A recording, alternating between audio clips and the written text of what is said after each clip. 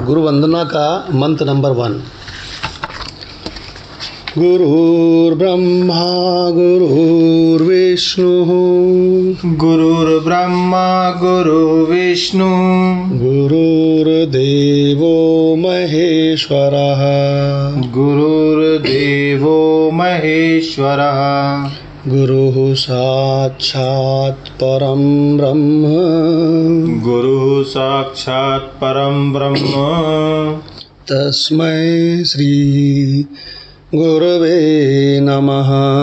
तस्मै श्री गुरवे नमः। शांति मंत्र का मंत्र नंबर 1।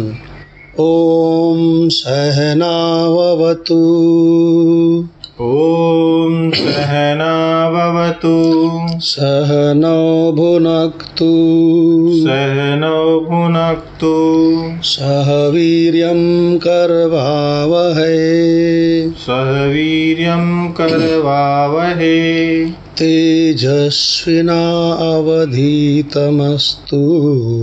तेजस्विनावधीतमस्तु मा विद्विषावहै मा विद्विषावहै। ओम शांति शांति शांति। ओम शांति शांति शांति। ओम। गीता तत्वालोक, जो कि श्रीमद् भगवत गीता की तात्विक व्याख्या है परम पूज्य उड़िया बाबा जी के द्वारा। इसका हम लोगों का अध्याय 11 में शायद ज्ञानेश्वरी गीता रह गई थी। ये भी रहती होगा। अच्छा, गीता रसरत्नाकर भी रह गई है, ठीक है। तो 11वें अध्याय का जो अंतिम मंत्र है, मतलब मंत्र नंबर 55 है ना, तो इसका गीता रस रत्नाकर रह गया है जी। तो काली भगवान के मुख से सुनते हैं। गीता रस रत्नाकर 11/55। जी प्रणाम भगवान। प्रणाम भगवान। यहाँ भगवान अर्जुन को पांडव कहकर संबोधित करते हैं। इसका अर्थ है कि तुम मेरे फुफेरे भाई हो।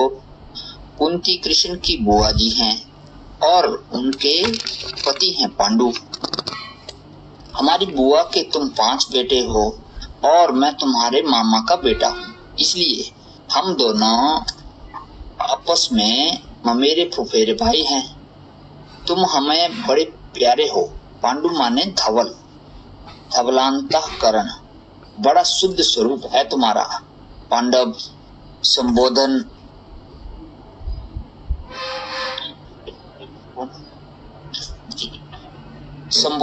के साथ भगवान ने 5 सार बातें इस श्लोक में अर्जुन को बताई हैं। आप लोग इन पर ध्यान दें। पहली बात है यत् कर्म कृत। आप कर्म किसका करते हैं? हमारे गांव के पास एक बूढ़े सज्जन थे। उनके बेटे साहब इलाहाबाद में LLB में पढ़ते थे। हर 15वें दिन या 1 महीने के बाद बूढ़े सज्जन चावल, दाल, आटा, घी की गठरी अपने कंधे पर रखकर अपने बेटे के पास पहुंचा आते थे। एक दिन जब पहुंचाने के लिए गए तो बेटे साहब के कई दोस्त वहां मौजूद थे और वे सब कुर्सियों पर बैठकर ब्रेड और चाय का नाश्ता पानी कर रहे थे। जब वे सज्जन राशन की गठरी मुठरी लिए वहां पहुंचे तो उनके बेटे के साथियों ने पूछा कि यह आदमी कौन है। अपने बाप की वेशभूषा देखकर बेटे साहब शर्मा गए।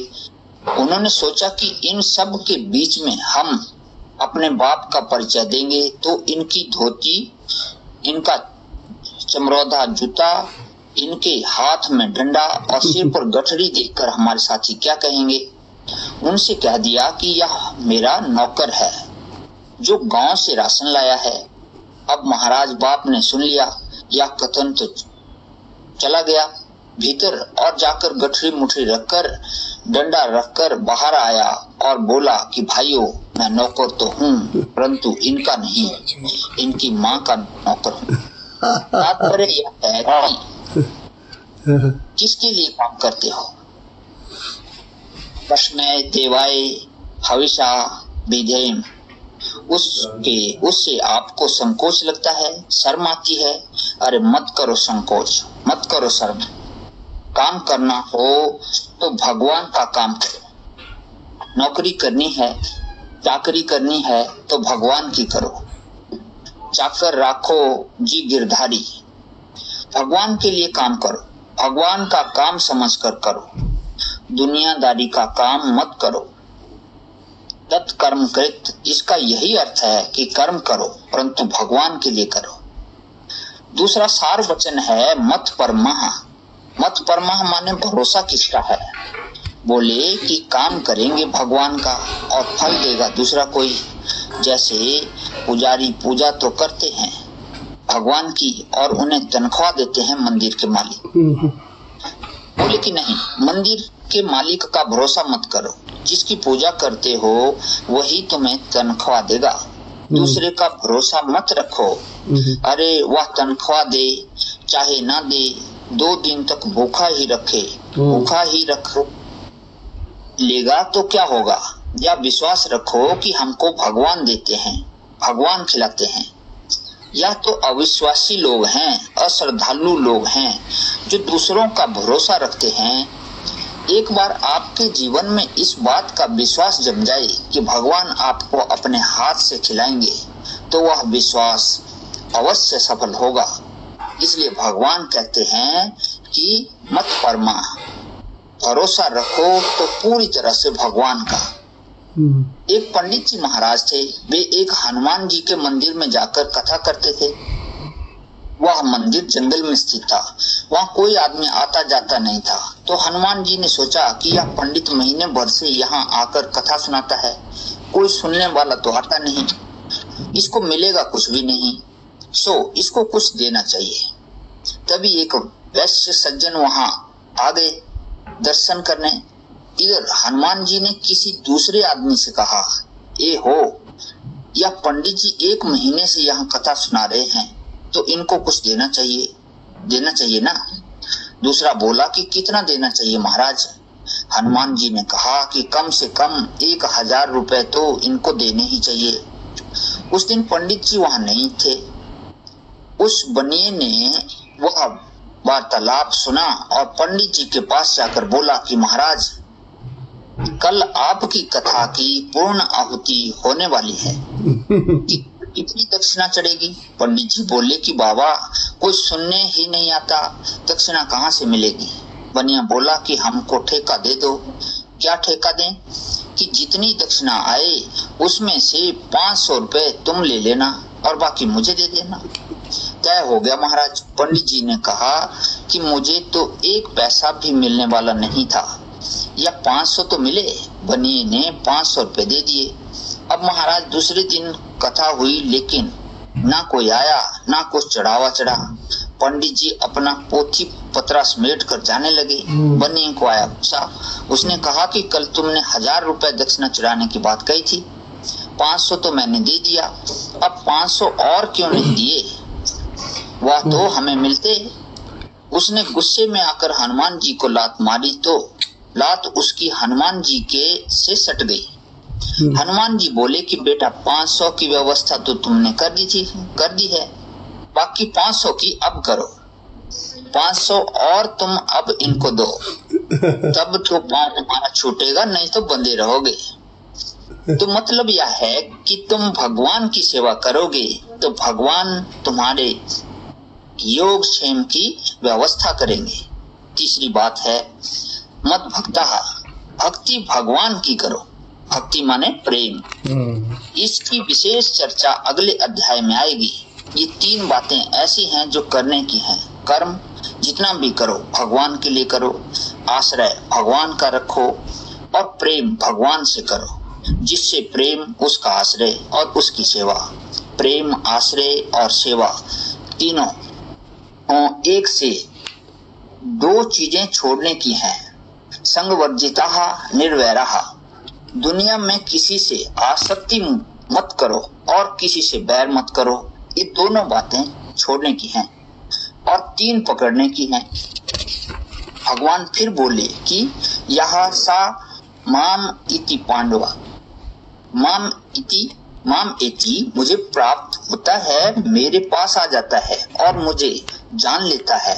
एति क्रियापद है और इसका अर्थ होता है कि मेरे पास आता है। एति का अर्थ यह भी होता है कि मुझे जानता है। इसका अर्थ यह भी होता है कि वह संसार से मुक्त हो जाता है और इसका अर्थ यह भी होता है कि वह मुझको प्राप्त हो जाता है। एति में जो इन धातु है वह गत्यर्थक है। तो भगवान की इन 5 बातों में से जो 3 को धारण करता है और 2 को छोड़ देता है वह भगवान को प्राप्त होता है।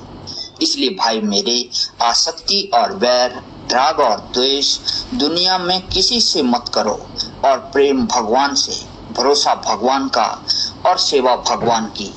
इन तीनों बातों को भगवान के साथ जोड़ लो, फिर भगवान मिले मिलाए ही हैं। इस प्रकार यह विश्वरूप दर्शन योग नामक 11वां अध्याय पूरा हुआ। जी भगवान। तो इसका मतलब ये हुआ कि 11वें अध्याय का भगवान का मंत्र नंबर 55 ये कहता है कि मत कर्म कृत। तुम नौकरी और सवेरे से शाम तक जो काम करते हो, चाकरी करते हो, वो किसके लिए करते हो? कहते भगवान के लिए करो। भगवान की दुनिया, भगवान का शरीर, भगवान का अंतःकरण, भगवान ही भगवान है। तो हम कहीं भगवान को छोड़कर किसी और के लिए तो नहीं करते हैं। अगर किसी और के लिए करते हैं तो वो हमारा निष्फल जाएगा। हमें भगवान के लिए करना चाहिए। तो हमने बताया था ना कि अपने जीवन का एक एक पल काहे के लिए जाता है। बहुत बढ़िया कपड़े पहनते हो भाई, तो बोले हम बहुत बढ़िया कपड़े इसलिए पहनते हैं जिससे हमको भगवान की प्राप्ति हो। बढ़िया कपड़े पहनेंगे तो हमारा मन प्रसन्न रहेगा, हमारे घर वालों का मन प्रसन्न रहेगा, तो फिर खूब बढ़िया भगवान का भजन चलेगा।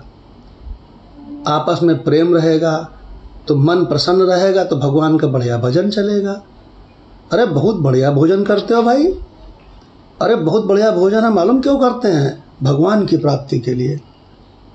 बढ़िया भोजन करेंगे, शरीर खूब मजबूत रहेगा, मन प्रसन्न रहेगा और भगवान का भजन होएगा। अच्छा, कार में जाते हो, सुना है कार में जाते हो ऑफिस? तो कार में ऑफिस इसलिए जाते हैं भगवान की प्राप्ति के लिए, जिससे कि हमारे कपड़े खूब बढ़िया रहें, पसीने की बदबू उनमें ना आवे और खूब सुखपूर्वक ऑफिस पहुँचें और वहाँ पर मन लगा करके काम करें, वहाँ से पैसा लावें, घर में बीबी बच्चे उनको सब सुविधाएं मिलें, और जब सब सुविधाएं मिलेंगी तो सब प्रसन्न रहेंगे, मस्त रहेंगे और भगवान का भजन होगा। तुम घर के बाहर निकलते हो, सबसे कहते हो नमस्कार भाई, नमस्कार भाई, सबको प्रणाम काहे को करते हो? आपको पता नहीं है? भगवान की प्राप्ति के लिए। पड़ोसियों से प्रेम बना रहे, उनसे द्वेष ना हो, सुंदर जीवन चले। तो हमारा कहने का मतलब हमारे जीवन का हर एक एक काम किसके लिए होए? तो कहते हैं भगवान के लिए होए। तो फिर अंत में बड़ा सुखपूर्वक शरीर छोड़ करके और आप अपने लक्ष्य यानी कि परमात्मा को प्राप्त हो जाओगे। देखो, जो बच्चे होते हैं ना, छोटे बच्चे, वो मूर्ख होते हैं, अज्ञानी होते हैं। वो क्या करते हैं? जप करने के लिए माला, उनको जप करने के लिए क्या चाहिए? माला चाहिए। क्यों भाई? तो जो एक उपनिषद है उसका नाम है ध्यान बिंदु उपनिषद। क्या नाम है? ध्यान बिंदु उपनिषद। उसमें एक मंत्र है। मंत्र क्या है? उस मंत्र का नाम है अजपा गायत्री।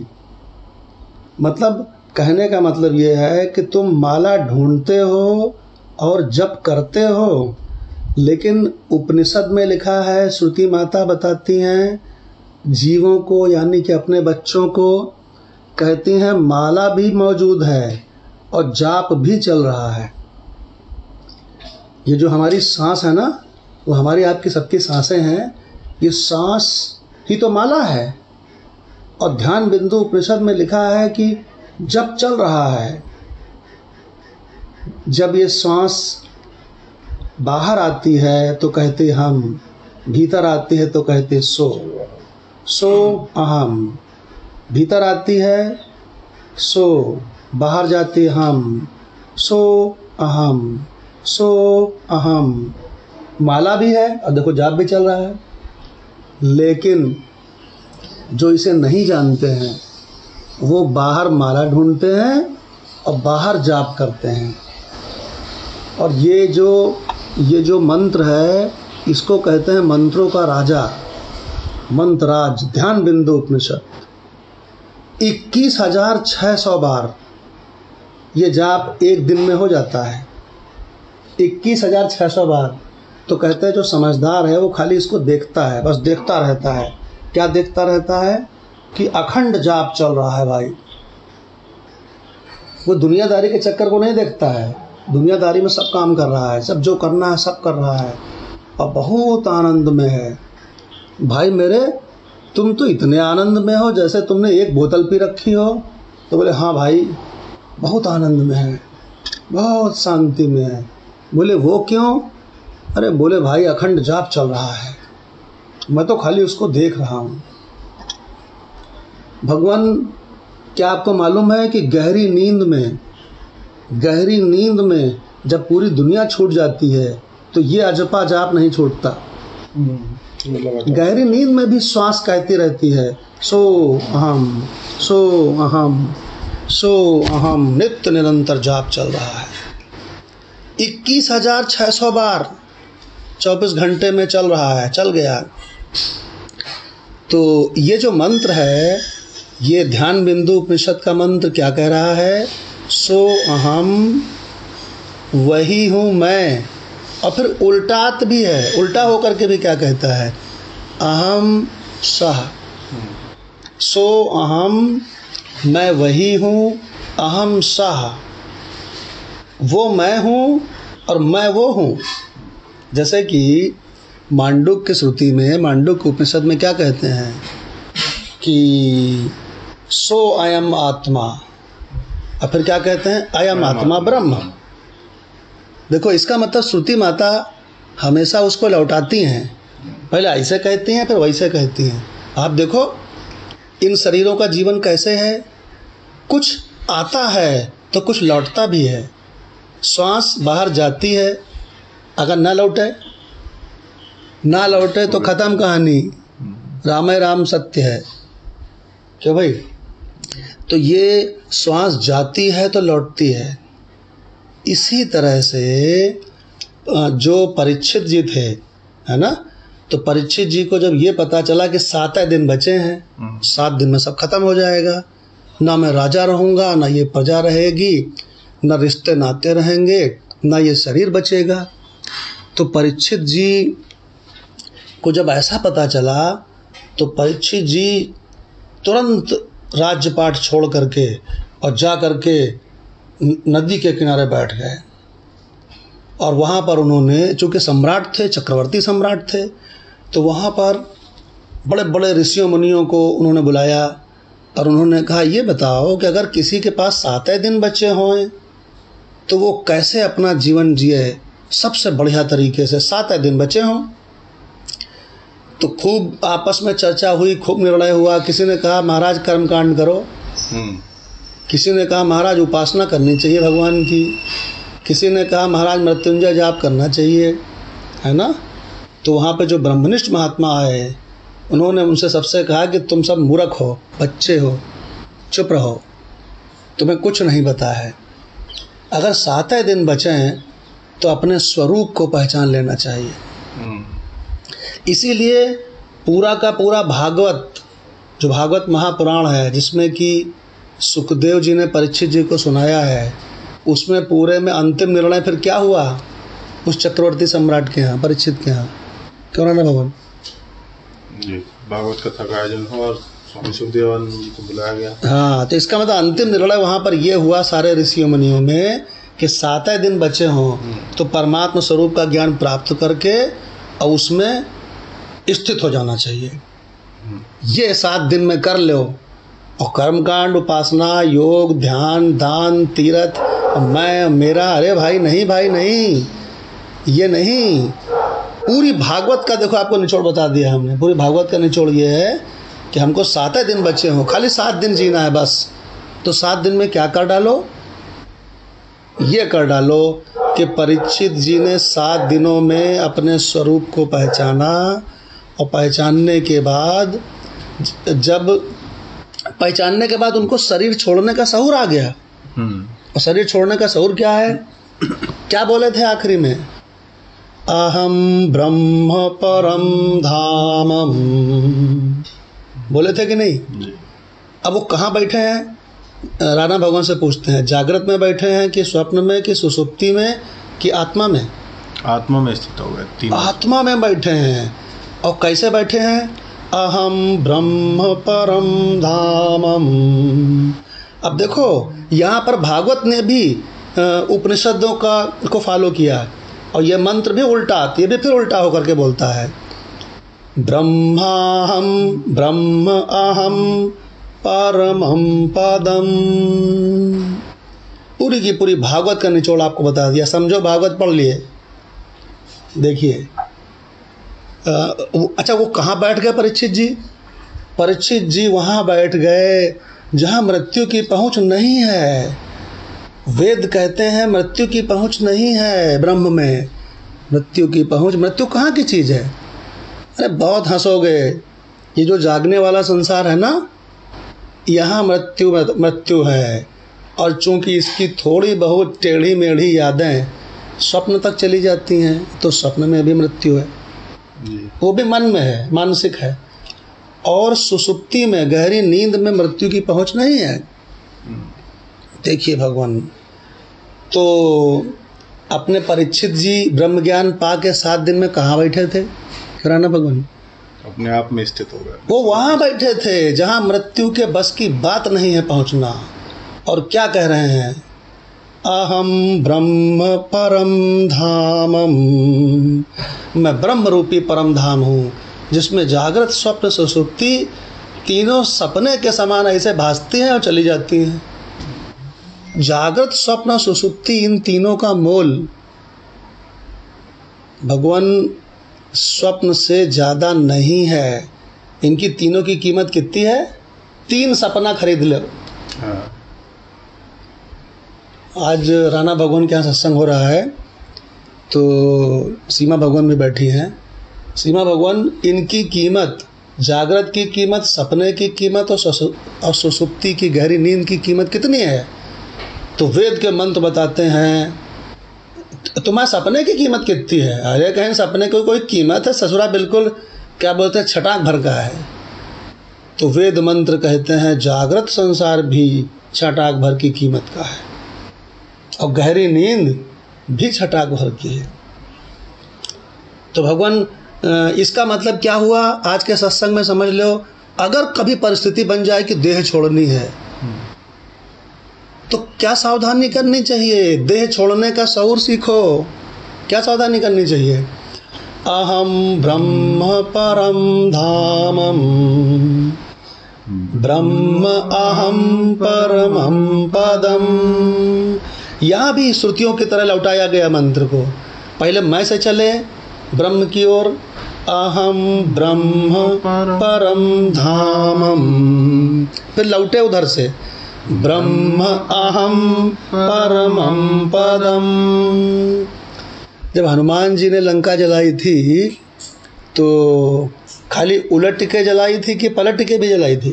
क्यों भाई? उलट पलट लंका सब जारी। उलट पलट लंका सब जारी।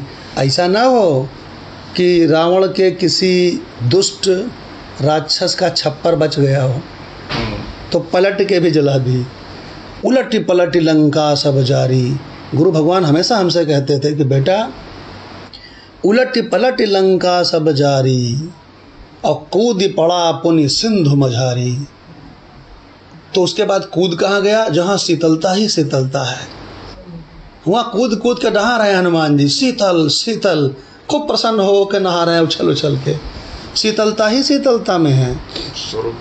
इसका मतलब क्या हुआ? तो गुरु भगवान ने कहा इसका मतलब समझो बेटा, उलटी पलटी लंका सब जारी, जागृत स्वप्न सुसुप्ति, ये तीनों के तीनों जिनकी कीमत सपने से ज़्यादा नहीं है। कहीं ऐसा तो नहीं 24 घंटे तुम इन्हीं को सोचते रहते हो? अरे राम राम राम, तुम तो कतई अध्यात्म नहीं सीख पाए भाई, एकदम गधे के गधे रह गए। कहीं सवेरे से शाम तक तुम इसी जागने वाले संसार के बारे में तो नहीं सोचते रहते हो? कहें हाँ महाराज सोचते रहते हैं। बोले तब तो बहुत दुखी रहते होगे। अरे कहें महाराज हमसे दुखी कोई नहीं है। कहें इसमें तुम्हारी गलती नहीं है, तुम दुख के बारे में ही, जो जागने वाला संसार असत जड़ दुख रूप जिसका नाम है, जो पूरा का पूरा असत जड़ दुख रूप है, तो उसी का चिंतन करते हो। तो भाई तुमको दुख रहता है, इसमें तुम्हारी कोई गलती नहीं है। तुम अध्यात्म कतई नहीं सीखे। तुम तो लगता है बटिया पूजते रहे या फोटो पूजते रहे या मूर्ति पूजते रहे, खाली प्रतीक को पकड़े रहे, असली को जाना ही नहीं जो यहीं बसा हुआ है, जिसके बसने से सांस चल रही, जिसके बसने से दिल धड़क रहा, जिसके बसने से आँखें देख रही, जिसके बसने से त्वचा छू रही, जिसके बसने से स्वाद मिल रहा है, उसको जाना ही नहीं। बहुत बड़े बालक हो यार, तुम तो यार शिशु हो, शिशु। तो भगवान हमने आपको बता दिया है कि मरने का शऊर, शरीर तो सबके मरने ही है, तो अगर मरने की बेला कभी आ जाए तो याद कर लेना आज का सत्संग। क्या करना चाहिए? झट जागृत स्वप्न सुसुप्ति को ऐसे कूड़े की तरह फेंक करके अहम ब्रह्म परम धामम, ब्रह्म अहम परमम पदम। बोले बहुत कठिन मंत्र बताते हो, क्यों सीमा भगवान? मंत्र याद नहीं हुआ? तो कहते हैं कोई बात नहीं, इसी मंत्र का जाप चल रहा है भीतर। सो अहम, ये तो एक तरफ से गया, उलट गया, अब पलट के कैसे बोलता है? अहम सा, सो अहम सा। ध्यान बिंदु उपनिषद। अरे उपनिषद में ये शिशु लोग थोड़ी पहुंचते हैं। शिशु मालूम कैसे कहते हैं? जो पूजा करते रहते हैं मूर्ति की, जो क्या बोलते हैं मंत्र जाप करते रहते हैं, जो तीर्थ करते रहते हैं, जो जप करते रहते हैं। कबीर साहब कहते हैं संतों सतगुरु यही पहचानवाया, संतों सतगुरु यही अनुभव कराया, और जप तप पूजा व्रत मूर्ति दर्शन और दान तीर्थ सब जंजाल छुड़ाया। संतों सतगुरु अलख लखाया। तो भगवान यही जाप चल रहा है। आज के सत्संग में बता दिया कि शरीर छोड़ना होए तो खट से जागृत स्वप्न सुसुप्ति को बहुत जोर से फेंको, और फेंक के खट से आ जाओ। सो अहम सा। तो भगवान कृष्ण ने गीता में जो मंत्र बताया है सो घटित हो जाएगा कि अंते मति सागति। अगर अंत में तुमको याद आ गया बेटा, तो तुमको मेल मतलब लड़के की योनि मिली, और तुम माता के गर्भ में जाके 9 महीने के लिए रौ नर्क होता है गर्भ। अगर झिल्ली में तुमको पूरी तरह पैक कर दिया जाए, उल्टा लटका दिया जाए, और चारों तरफ वहाँ पे क्या क्या भरा रहता है, रक्त वक्त, तो तुम डॉक्टर साहब से पूछो। क्यों भाई? तो ऐसे 9 मिनट कैसे बीतेंगे? क्यों सीमा भगवान? और 9 सप्ताह कैसे बीतेंगे? और 9 महीने? देखिए भगवान, गर्भवासा रौरव नरक है। ये तो अच्छा हुआ ईश्वर ने भूलने का विधान कर दिया है। अगर दुख को भूलने का विधान ना होता तो मर गए होते लोग, तड़प तड़प के मर गए होते। कौनों की उम्र 100 साल ना होती, सब यही 10-15 साल में मर जाते। तो भगवान ध्यान बिंदु उपनिषद का मंत्र यहीं पर ब्रह्म ज्ञान चल रहा है, खाली उधर देख लो। सो अहम सा। मूर्ख नर पहचानत नाही, क्या बोलते हैं, दुखात और आवत जात। अगर कोई पहचान ले इसको कि ये क्या चल रहा है हमारे भीतर, सो अहम अहम सा 24 घंटे अजपा जाप, अगर कोई इसको पहचान जाए तो भैया आवागमन नसात। देखो ध्यान बिंदु उपनिषद। भगवान क्या बढ़िया बात है कि ये जो मंत्र चल रहा है इसमें यही बात चल रही है। 11/55 में कह रहे हैं, बात कहाँ से शुरू हुई थी कि तुम सवेरे से शाम तक जो मेहनत करते हो तो किसके लिए करते हो? तो भगवान कृष्ण कहते हैं मत कर्म कृत, मेरे लिए करो। जो भी काम करो, रोटी बनाओ तो भगवान से कह दो, हे भगवान आप ये प्रसाद ग्रहण करो, और उसके बाद ये जो बचा है ये प्रसाद ही, सेठ साहब के यहाँ हम लोग गए थे तो क्या बोले, प्रसादम ग्रहण करो। तो हमका प्रसादम तो तब होता है जब भगवान उसको खा लें, तो जो बचता है सो प्रसादम। तो भगवान को भोग लगाया, कहने लगाया गुरुदेव लगाया। तो भगवान जब भी कुछ भी खावे तो पहले भगवान को भोग लगावे, है ना। अब भोग लगाने का मंत्र आपको हम सुना देते हैं। अगर आपको भोजन भगवान को भोग लगाना है तो मंत्र क्या है पता है? 5 प्राण जानते हो? बस इन्हीं को स्वाहा स्वाहा बोलना है। 5 प्राणों की एक बार आहुति लगा देते हैं। ओम प्राणाय स्वाहा, अपानाय स्वाहा, व्यानाय स्वाहा, समानाय स्वाहा, उदानाय स्वाहा। हो गया मंत्र। जब किसी के यहाँ सब लोग पंगत बैठती है तो कहें सब जने थोड़ा थोड़ा निकालो और सब थाली से अगियारी में डालो, भोग लगाओ भगवान को। तो भगवान जब भी कुछ खावे तो भगवान को भोग लगा के खावे कि ऐ देने वाले, तूने भोजन भी दिया, भूख भी दी, तूने श्वासें भी दी, तूने आँख की दृष्टि भी दी, तूने हाथ भी दिया, पैर भी दिया। अरे यार, पहले मैं सोचता था मैं क्यों तुमको प्रणाम करूं, बाद में पता चला कि सब कुछ तेरा दिया हुआ है। कौनो एक चीज़ बताओ जो ना दी हुई हो भगवान की? सब कुछ दिया हुआ है। अरे कोई आदमी खाली किसी को मकान दे दे तो वो जिंदगी भर गुण गाता है, क्यों भाई? कोई किसी को नौकरी दे दे तो जिंदगी भर गुण गाता है। और अगर कोई किसी को प्राण भी दे दे, शरीर भी दे दे, आँख भी दे दे, दिल का धड़कना भी दे दे, श्वास भी दे दे और सब कुछ दे दे तो उसको एक बार भी नहीं गा रहा। एक औरत थी तो अपनी सखियों के बीच में गीत गा रही थी। मेरे यार ने नथनी दी, मेरे यार ने परदेश से नथनी भेजी, मेरे यार ने नथनी भेजी।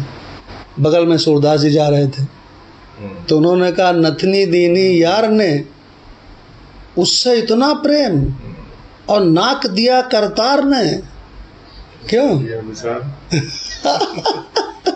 कभी उसकी भी याद आई है? तो भगवान कितना बढ़िया मंत्र चल रहा है। अभी तो एक शब्द की व्याख्या हुई है, मत कर्म कृत, मत परमो दूसरा शब्द, तीसरा मद भक्ता। अरे तुम मेरे भक्त बनोगे तो तुम जागृत स्वप्न सुसुप्ति की तरह आओगे जाओगे और मरो जियोगे नहीं। मत भक्ता, क्या बढ़िया बढ़िया शब्द हैं भाई। मत परमो, मत भक्ता, मत कर्म कृत। स्वामी जी ने बताया अभी अभी, काली भगवान ने पढ़ा, 3 को पकड़ना है। मत कर्म कृत, मत परमो, मत भक्ता। मेरे भक्त बनो, मेरे लिए कर्म करो। मुझ परम, यानी कि ये जो हमने आपको बताया कि श्वास चल रही है, क्यों भाई? श्वासें खाली इंसान की यही कह रही हैं कि सब जीवों की कह रही हैं? बता रहा ना भगवान, सभी जीवों की एक ही बात कह रहे हैं। सारे जीवों की श्वासें 24 घंटे रात दिन 21,600 बार क्या कहती हैं? सो अहम, मैं वही हूँ। कह नहीं समझे सीमा भगवान, कह नहीं समझे तो कहना हम सहा, वही हूँ मैं वही हूँ, वही हूँ मैं वही हूँ, वही हूँ मैं।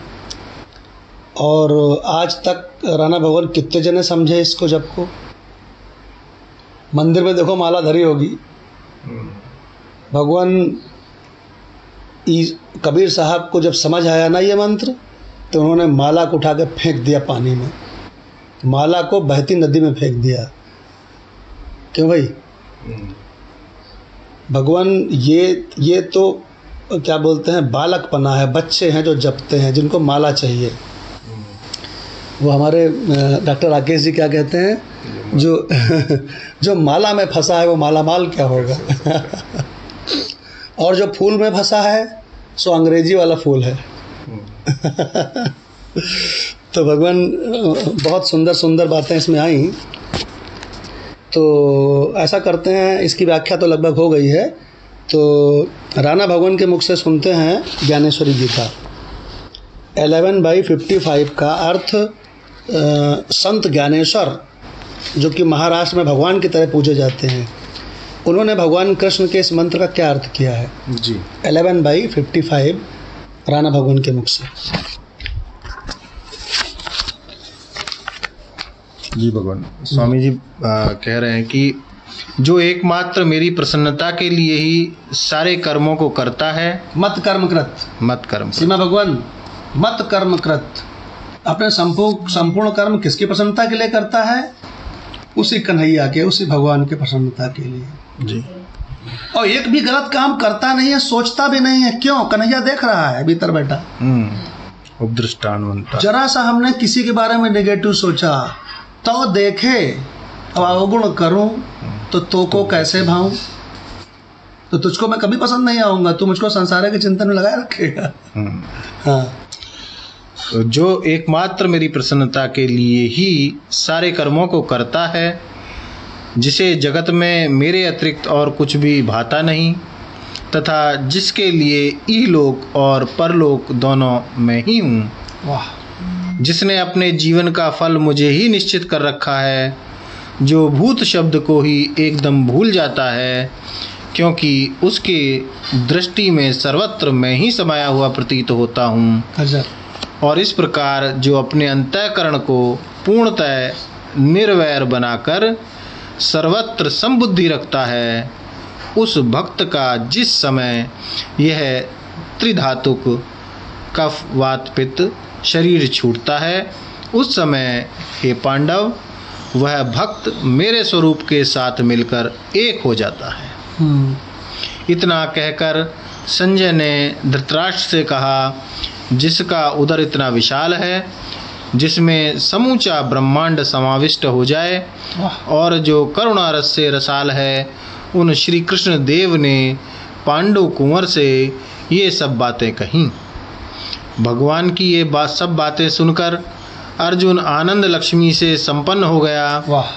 श्री कृष्ण के चरणों की सच्ची भक्ति करने की योग्यता इस जगत में सिर्फ उस अर्जुन में ही है।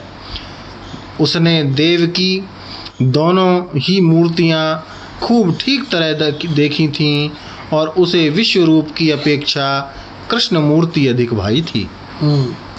परंतु देव ने उसके इस भाने का आदर नहीं किया, क्योंकि विश्व रूप तो अत्यंत व्यापक है और कृष्ण मूर्ति एक देशीय है।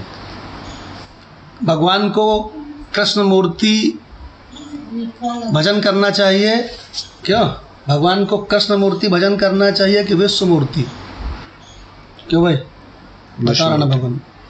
व्यापकता में जाना चाहिए। अरे भगवत गीता का 11वां अध्याय यही कह रहा है कि अर्जुन, मैं कोई 1.5 फुट मूर्ति नहीं हूँ, मैं विश्व मूर्ति हूँ। जिस शरीर को तुम देखते हो उस रूप में मैं हूँ, मैं सभी रूपों में हूँ। वासुदेवा सर्वम, मैं सब रूपों में हूँ। गोस्वान गज चांडाल ब्राह्मण वेद पाठी सर्वसम। देखिए भगवान, तो जो भगवान को एक मूर्ति में देखता है, एक आकार में देखता है राणा भगवान, उसको समझदार कहना चाहिए कि शिशु कहना चाहिए? शिशु ही है भगवान।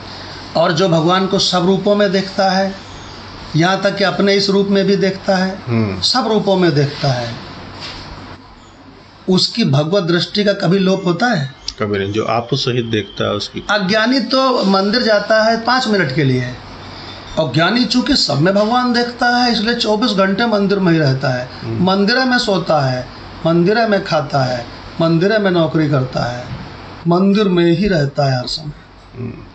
देखिए भगवान जी। इसे सिद्ध करने के लिए भगवान ने एक दो उत्तम उपपत्तियों का निरूपण किया था। वह स्पष्टीकरण सुनकर सुभद्रापति अपने मन में कहने लगा, अब मैं यह बात फिर पूछूंगा कि इन दोनों स्वरूपों में से श्रेष्ठ स्वरूप कौन सा है। इस प्रकार अपने मन में यह संकल्प करके उसने यह बात कैसी युक्ति से पूछी, यह कथा श्रोतावृंद अग्रिम अध्याय में सुने। सरल सुलभ ओबी छंद में मैं यह कथा अत्यंत प्रेम पूर्वक कहूँगा। इस ज्ञानदेव की यह विनम्र विनती है कि श्रोतावृंद वह कथा आनंद पूर्वक श्रवण करें। सद्भाव की अंजलि में मैं इन ओबी छंद के पुष्प लेकर विश्व रूप के दोनों चरणों पर अर्पित करता हूँ। तो भगवान इसी के साथ हमारा 11वां अध्याय समाप्त हुआ और 12वां अध्याय प्रारंभ हो रहा है। और कितने आनंद की बात है कि 12वां अध्याय कहाँ प्रारंभ हो रहा है? राणा भगवान और सीमा भगवान के घर में प्रारंभ हो रहा है। और आपको मालूम है 12वें अध्याय का नाम क्या है? क्यों भाई, 12वें अध्याय का नाम क्या है? अंत में पढ़ो, 12वें अध्याय के अंत में 12वें अध्याय का नाम है भगवान भाई भगवत गीता। भक्ति गीता। अगर ये भगवत गीता में आपको किसी भी चैप्टर का नाम पढ़ना है तो नाम कहाँ लिखा है? ऊपर लिखा है कि नीचे? लास्ट में चैप्टर के नीचे लिखा है। तो चैप्टर के नीचे क्या नाम लिखा है? भक्ति योग। कि इस 12वें चैप्टर का नाम है भक्ति योग। तो भगवान ये भक्ति योग प्रारंभ होने जा रहा है। राणा भगवान से पहले इसका ये पढ़ लेते, ये राणा भगवान ये पढ़ दीजिए जी। ओम तत्सदिति। इस भक्ति योग चैप्टर का नाम कैसे लिखा है गीता में? हाँ, ओम तत्सदिति श्रीमद् भगवद गीतासु उपनिषत्सु ब्रह्म विद्यायाम योग शास्त्रे श्री कृष्ण अर्जुन संवादे भक्ति योग नाम 12 अध्याय प्रारंभ होने जा रहा है। हाँ, इसका मतलब ये हुआ कि ये जो अब 12वां अध्याय चलेगा ये श्रीमद् भगवद गीता है। और ये कहाँ से ली गई है? उपनिषत्सु। उपनिषदों से भगवान ने बोला है जी, है ना। सारी उपनिषदें गैया हैं तो उससे दूध निकाल करके भगवान ने ये गीता बनाई है। ब्रह्म विद्यायाम, ये जगत विद्या नहीं है। ब्रह्म विद्या, ये जो हमारा आपका जो ये जो सारे शरीर बैठे हैं ना, इस शरीर रूपी बल्बों में जो करंट है, जो जीवन है, चेतन है, क्यों भाई, वो उस ब्रह्म की विद्या है, उसको पहचानने की विद्या है। हम थोड़ी ना ये बल्ब थोड़ी ना है। अगर हम बल्ब होंगे तो फ्यूज होंगे और टूटेंगे और मरेंगे, क्यों भगवान? तो अगर हम करंट होंगे तो ना फ्यूज होंगे, ना टूटेंगे, ना मरेंगे। तो ब्रह्म विद्यायाम, ये ब्रह्म विद्या है और ये योग शास्त्र है, क्योंकि इसमें कर्म योग और ज्ञान योग दोनों को बता के भगवान ने आपको अमृत स्वरूप पहचानवा दिया जी। और श्री कृष्ण अर्जुन का संवाद है और इस चैप्टर का नाम है भक्ति योग। भक्ति योग नाम है भगवान। और शुरू कहाँ हो रहा है? शुरू हो रहा है राणा भगवान और सीमा भगवान के घर पे। भक्ति योगो नामक 12वां अध्याय। तो भगवान पहला मंत्र लेते हैं राणा भगवान के संग। गीता पदच्छेद मंत्र नंबर 1। एवं सतत युक्ताये, एवं सतत युक्ताये भक्तास्त्वां पर्युपासते, भक्ता त्वां पर्युपासते, ये चाप्य अक्षरम् अव्यक्तम्, ये चापि अक्षरम् अव्यक्तम्। ऐसा है। आवाज़ तो और बाकी लोगों को आ रही है? काली भगवान आवाज़ आ रही है? राणा जी की भगवान गाना किसकी कट रही है थोड़ी थोड़ी। अच्छा, कट रही है। अच्छा, तो 1 मिनट रुक जाओ भाई, मेरा ख्याल है वाईफाई चल ही रहा है। हाँ, कोई सुन अभी आएगी, जितनी आ रही उतनी सुनो, ठीक है। तेषां के योग वित्तमाः, तेषां के योग वित्तमाः। तो अब इसका अर्थ राणा भगवान के मुख से सुनते हैं। जी भगवान। 12 अध्यायो। ओम श्री परमात्मने नमः। और संगति दी है इसकी कि साकार और निराकार उपासकों में कौन श्रेष्ठ है, यह जानने के लिए अर्जुन का प्रश्न। अर्जुन वाच। अभी आवाज आ रही है भगवान?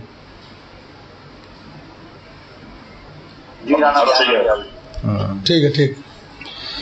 तो इस प्रकार भगवान के वचनों को सुनकर अर्जुन बोले, हे मनमोहन, जो अनन्य प्रेमी भक्तजन पूर्वोक्त प्रकार से सतत युक्तः निरंतर आपके भजन ध्यान में लगे रहकर आप सगुण रूप परमेश्वर को और दूसरे जो केवल अविनाशी सच्चिदानंद घन निराकार ब्रह्म को ही अति श्रेष्ठ भाव से भजते हैं, उन दोनों प्रकार के उपासकों में अति उत्तम योग वेत्ता कौन है? बड़ा भयंकर प्रश्न कर दिया। ऐसा प्रश्न कर दिया भक्ति योग वाले अध्याय में कि हे केशव, दो प्रकार के भक्त हैं। एक तो सगुण साकार रूप में आपको पूजते हैं मूर्ति के रूप में, और एक निर्गुण निराकार सच्चिदानंद घन ब्रह्म के रूप में आपको कहते हैं कि मैं वही हूँ। तो एक ये अलग भाव से और सगुण साकार से पूजते हैं, और एक एकत्व के भाव से और निर्गुण निराकार पूजते हैं। तो इन दोनों में उत्तम योगवेत्ता कौन है, उत्तम भक्त कौन है? क्या बढ़िया प्रश्न है। तो अब डॉक्टर भगवान के मुख से सुनते हैं। डॉक्टर भगवान, गीता तत्वालोक। प्रणाम श्री परमात्मे नमः। श्री गुरु चरण कमलेभ्यो नमः। अथ द्वादशो अध्याय। इसकी संगति दी है पहले 10वें अध्याय में विभूति योग कहकर 11वें अध्याय में ऐश्वर्य युक्त विश्व रूप दिखलाते हुए। मीटिंग खत्म हो गई, दोबारा ज्वाइन करा देते हैं। ठीक है, यहाँ पे पॉज कर सकते हैं। 11वें अध्याय में ऐश्वर्य युक्त विश्व रूप दिखलाते हुए भगवान श्री कृष्ण ने ये सूचित किया कि सारी सृष्टि मेरे ही भीतर है, अतः श्री कृष्ण पूर्ण ब्रह्म ही है। 11वें अध्याय के 46वें श्लोक में सहस्त्र बाहो भव विश्व मूर्ते कहकर अर्जुन ने उन्हें सर्व रूप स्वीकार किया तथा 38वें श्लोक में उन्हें स्पष्ट ही आदिदेव, पुराण पुरुष और इस विश्व का परम आश्रय कहा। त्वम आदिदेव पुरुष पुराण त्वम अस्य विश्वस्य परम निधानम। ये बात तो निश्चित है कि उपासना भेद दृष्टि के बिना नहीं होती। क्या बात है। लौकिक अलौकिक सब व्यवहार भेद दृष्टि से ही होते हैं। उपासना भी उन्हीं के अंतर्गत है। सगुण और निर्गुण भेद से उपासना दो प्रकार की है। रामकृष्ण आदि अवतारों की, विराट और हिरण्यगर्भ की तथा शब्द आदि की उपासनाएं सगुण के अंतर्गत हैं तथा भगवान के अव्यक्त और अचिंत्य गुणातीत स्वरूप की उपासना निर्गुण उपासना है। क्या बात है। इन दोनों में से कौन सी उपासना श्रेष्ठ है, ये जानने के लिए अर्जुन प्रश्न करता है। अर्जुन पूछता है, अब पहला श्लोक का भावार्थ आ गया। अर्जुन बोला, जो भक्त इस प्रकार निरंतर योग युक्त होकर सब प्रकार आपकी उपासना करते हैं और जो अविनाशी निराकार स्वरूप की उपासना करते हैं, उन दोनों में श्रेष्ठ योग जानने वाला कौन है? तो इसकी व्याख्या करते हैं उड़िया बाबा जी। तात्पर्य ये है कि अध्याय 9 से 11 तक बतलाए हुए सगुण साकार रूप की उपासना करने वाले और द्वितीय आदि अन्य अध्यायों में वर्णित निर्गुण निराकार स्वरूप की उपासना करने वालों में कौन श्रेष्ठ है? गीता में इन दोनों उपासनाओं का स्थान स्थान पर वर्णन है। दोनों ही प्रकार की उपासना करने वाले अनेकों पुरुष हैं, इसलिए उनको सूचित करने के लिए बहुवचन का प्रयोग किया गया। दो की तुलना होने पर तरप प्रत्यय होता है, किंतु यहाँ योग वित्तमा में तमप प्रत्यय दिया है। इससे सूचित होता है कि अर्जुन सर्वश्रेष्ठ उपासक को जानना चाहता है। वह इन दो प्रकार के उपासकों में से हो अथवा इनसे भिन्न कोई और हो। अर्जुन के इस आशय को लक्ष्य करके भगवान भी तम प्रत्यय में ही उत्तर देते हैं। जी आगे उत्तर आएगा। इसका मतलब ये जो 12वां अध्याय शुरू हुआ है श्रीमद् भगवद गीता का भक्ति योग, इसमें अर्जुन का कितना टॉप क्लास प्रश्न है जो सारे जीवों को भीतर से खा डाल रहा है। प्रश्न कि भगवान के सगुण साकार रूप की उपासना श्रेष्ठ है जो कि अलगाव से होती है, मैं अलग तुम अलग, और एक भगवान के निर्गुण निराकार स्वरूप की उपासना है जिसमें वो कहता है कि मैं तो वही हूँ। शरीर, मन, बुद्धि, चित्त और ये जो जीव है ये सब तो प्रकृति की चीज़ है, इसमें बड़ी समस्याएं हैं, लेकिन मैं जो चैतन्य हूँ, मैं जो आत्मा हूँ, ये तो आत्मा और परमात्मा एक ही वस्तु है, मैं तो वही हूँ। तो वो इन सारी उपाधियों को छोड़कर अपने सच्चिदानंद स्वरूप से भगवान के साथ एक रहता है। तो ये हो गई निर्गुण उपासना। और एक वो सगुण उपासना, आप जानते ही हो कि भगवान को किसी भी सिंबल के रूप में, किसी फोटो के रूप में, किसी प्रतीक के रूप में, किसी तीर्थ में मान लिया, वो प्रतीक उपासना है, वो प्रतीक है। इसीलिए आपने देखा होगा सारे प्रतीक सबके अलग अलग हैं, है ना। लेकिन जो निर्गुण निराकार ब्रह्म को मानता है उसका अलग अलग नहीं है, क्योंकि सब में एक ही चैतन्य है। वो प्रतीक में भी मानता है। अच्छा, वो प्रतीक में भी मानता है, उसका प्रतीक थोड़ी छोटा हुआ है, वो तो सर्व रूप में मानता है। तो भगवत गीता का मुख्य संदेश ही यही है कि वासुदेवा सर्वम, है ना।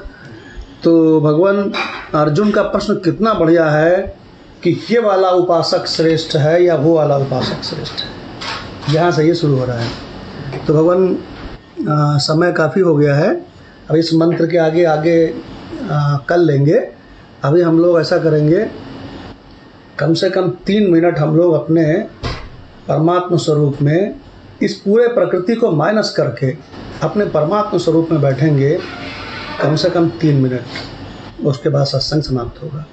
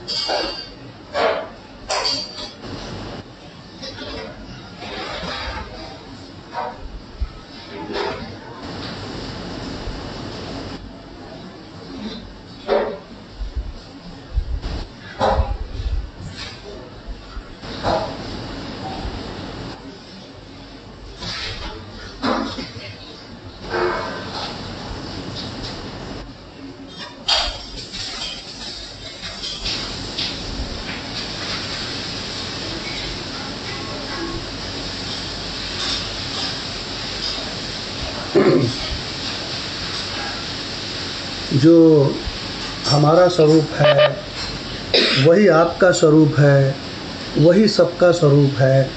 चर अचर रोम रोम में परमात्मा ही परमात्मा विराजमान है। एक भागवत है, भागवत का सारांश केवल 4 श्लोकों में दिया गया है। मार्केट में आता है 2 रुपए का, उसका नाम है चतुश्लोकी भागवत, मतलब पूरा का पूरा भागवत 4 श्लोकों में। तो पता है उसमें क्या लिखा है 4 श्लोकों में? जब यह सृष्टि नहीं भास रही थी, जब ये सृष्टि रूपी ये जो अनेकता है ये नहीं प्रतीत हो रही थी, तब आप ही आप थे, परमात्मा ही परमात्मा था। और जब ये सृष्टि नहीं भासेगी तब परमात्मा ही परमात्मा रहेगा। और अभी जब ये सृष्टि भास रही है तो सृष्टि तो केवल भासमान है केवल परमात्मा ही परमात्मा।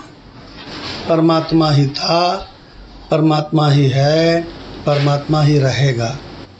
अगर इस नाशवान सृष्टि में, जिसमें सब चीज़ें स्वप्न मटेरियल की बनी हुई हैं, किसी व्यक्ति से प्रेम करोगे तो वो तुमको रुलाएगा, किसी वस्तु से प्रेम करोगे वो तुमको रुलाएगा, क्योंकि सब बिछड़ेंगे। स्वप्न की चीज़ें कितने समय तक रहेंगी? आज तक किसी की रही? अरे हम लोगों के इन शरीरों के बाप दादा वगैरह यही सोच के तो सब प्रॉपर्टी वापर्टी बनाए थे कि सब बनी रहेगी। मंदिर में मांगने वालों में सबसे ज़्यादा भीड़ मालूम किसकी रहती है? हे भगवान सब बना रहे, हमारे बच्चे बने रहें, पति बने रहें, पत्नी बने रहें, भगवान सब ऐसे ही बना रहे। और भगवान खूब हंसते हैं, कहते हैं मांगने का शऊर भी नहीं है। भगवान कहते हैं मैं राम बन के, कृष्ण बन के इस जगत में आता हूँ तो मेरा शरीर तक तो बना नहीं रखता है। क्यों?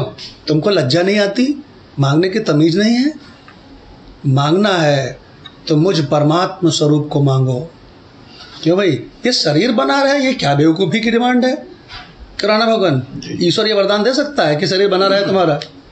उन्होंने पहले एग्जाम्पल खुद ही क्रिएट किया, भाई मैं अपना भी रखा शरीर। हाँ, अगर कहीं राम या कृष्ण सीमा भगवान अपना रूप बनाए रखते हमेशा तो ये भक्त लोग भिड़ जाते कि हमारा भी बनाए रखो। तो भगवान, यही तो अर्जुन का प्रश्न है 12वें अध्याय में कि सगुण साकार भक्त श्रेष्ठ है कि निर्गुण निराकार भक्त श्रेष्ठ है। क्या बढ़िया प्रश्न है भक्ति योग का। सभी के घर में, जिनके घर में पति तो ब्रह्मज्ञान में है और पत्नी सगुण द्वैत की उपासना कर रही है, तो उसके दिल में हमेशा यही प्रश्न तो आते होंगे कि ये श्रेष्ठ है कि हम श्रेष्ठ हैं, ये समझदार है कि हम समझदार हैं, हम सही है कि ये सही है। और यही तो भगवत गीता का पहला प्रश्न है अर्जुन का। तो भगवान इसके बारे में कल चर्चा होगी। यहीं पर सत्संग समाप्त करते हैं। ओम शांति शांति शांति। लेकिन एक चीज़ ध्यान रखना कि आज जो मंत्र डिस्कस हुआ है कि 24 घंटे हम सभी के भीतर एक दिव्य परमात्मा जाप चल रहा है। क्या? सो अहम अहम सह, सो अहम सह। 21,600 बार रोज होता है। अरे हो रहा है, तुम खाली उसको देखते रहो। जो बढ़िया महात्मा होते हैं ना, वो सवेरे उठ करके बैठ जाते हैं और सवेरे उठ के बैठ के और जो जाप चल रहा है ना, खाली इसको देखते रहते हैं। सो अहम सह, सो अहम सह। आधा घंटे बैठ। स्वामी हंसानंद जी नदिया के किनारे, गंगा जी के किनारे ठाठ से बैठ जाते थे, आँख बंद करके बेंच पे, और बताते हैं लोग आधा घंटे तक एकदम। तो एक बार किसी ने पूछा कि स्वामी जी आप आधा घंटे तक ऐसा ध्यान कर रहे थे जैसे पत्थर की मूर्ति बैठी हो। तो कहीं हम यहाँ थे ही नहीं। क्यों भाई? हम वहाँ थे जहाँ मृत्यु के समय परीक्षित बैठा था, जहाँ काल की दाल न गलती, चौकी तहाँ हमार। और बच्चा तुम भी अपना झंडा गाड़ो हद बेहद के पार। ओम शांति शांति शांति। प्रणाम भगवान। प्रणाम मदनलाल भगवान, प्रणाम प्रणाम माधव भगवान, प्रणाम भगवान, प्रणाम सतीश भगवान, प्रणाम भगवान, प्रणाम स्वाति भगवान, प्रणाम मंगत भगवान, प्रणाम अलका भगवान, प्रणाम कंचन भगवान, प्रणाम भगवान, प्रणाम भगवान, प्रणाम डॉक्टर राकेश भगवान, प्रणाम भगवान, प्रणाम मंगत भगवान, प्रणाम काली भगवान, प्रणाम भगवान, प्रणाम कंचन भगवान, प्रणाम परमानंद भगवान, प्रणाम भगवान, प्रणाम भगवान, आगरा वालों को प्रणाम, प्रणाम गुरुदेव भगवान, प्रणाम, प्रणाम सेठ भगवान, आगरा वालों को प्रणाम, इलाहाबाद वालों को प्रणाम और अवंतिका वालों को भी प्रणाम प्रणाम भगवान।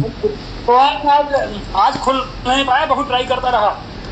आज एक्चुअली वो थोड़ी देर के बाद लिंक आया है। आज ये राणा भगवान के पास से लिंक आया है ना?